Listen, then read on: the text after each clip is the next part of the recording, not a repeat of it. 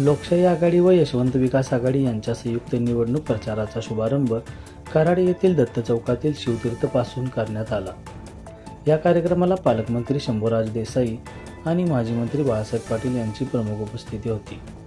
शहराच्या सर्वांगीण विकासासाठी आम्ही एकत्र येऊन ही निवडणूक लढवत आहोत, अशी प्रतिक्रिया दोन्ही नेत्यांनी यावेळी व्यक्त केली। आघाडीच्या उमेदवारांसह मोठ्या संख्येने कार्यकर्ते आणि समर्थक उपस्थित होते।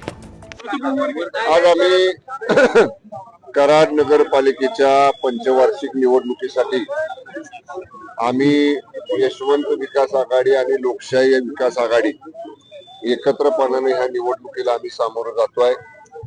आमचे विधिमंडळामधले ज्येष्ठ सहकारी सन्माननीय माजी आमदार माजी मंत्री बाळासाहेब पाटील साहेब, मी आणि सर्वच आमच्या बरोबर असणारे आमचे समविचारी पक्ष सगळ्यांनी बरोबर घेऊन कराड शहराच्या विकासासाठी आपण अशा पद्धतीनं केवळ कराड नगरीचा कराड शहराचा विकास डोळ्यासमोर ठेवून आपण ही निवडणूक लढवतोय आणि लोकांचा अत्यंत चांगला प्रतिसाद आहे।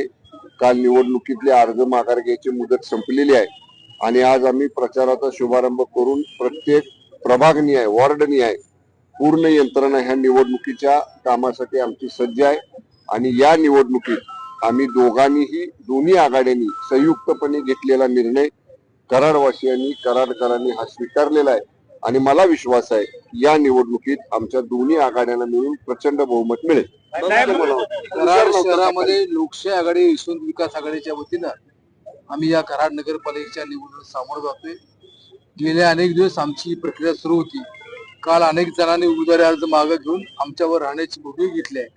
हे शहरवासींचा एक दृष्टिकोन आहे की लोकशाही आघाडी आणि यशवंत विकास आघाडी याच्या माध्यमातून या शहराचा रोड विकास व्हावा आणि त्या भूमिकेला सर्वांचा पाठिंबा आहे। त्या माध्यमातून आम्ही सर्व सामोरं जातोय। भाजपसोबत असणाऱ्या म्हणजे महायुतीमध्ये असणाऱ्या पक्षासोबत तुम्ही जाताय, पक्षाची त्याबाबतची चर्चा झाली आहे का? मुळामध्ये असं आहे की शहरामध्ये बऱ्याच शहरामध्ये आपण पाहतोय की या स्थानिक आघाड्या असतात, स्थानिक जे संबंध असतात त्याप्रमाणे आम्ही निघालेलो आहे आणि पक्षाने ही भूमिका बऱ्याच ठिकाणी जाहीर केलेली आहे